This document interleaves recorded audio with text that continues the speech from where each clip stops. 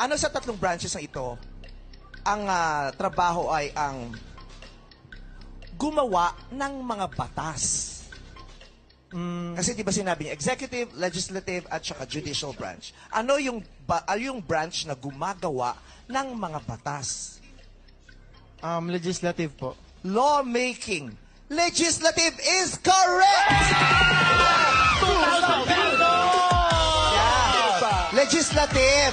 Yan yung branch ng Kongreso at saka ng Senado, di ba? Ang trabaho talaga nila ay gumawa ng batas. Kaya dapat ang iboboto natin sa Kongreso at Senado ay yung gagawa ng batas, yung may alam na gawing batas at may planong gumawa ng batas. Dahil ang Kongreso at Senado, ang ginagawa po niyan talaga ay gumagawa ng batas, hindi nagbibigay ng ayuda.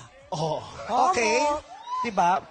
Yun talaga ang pangunahin nila, yung paggawa, lawmaking sila. Kaya dapat gagawa sila ng batas, hindi mamimigay sila ng pera. Correct. O lawmaking po ito, ha? Okay. Maraming salamat.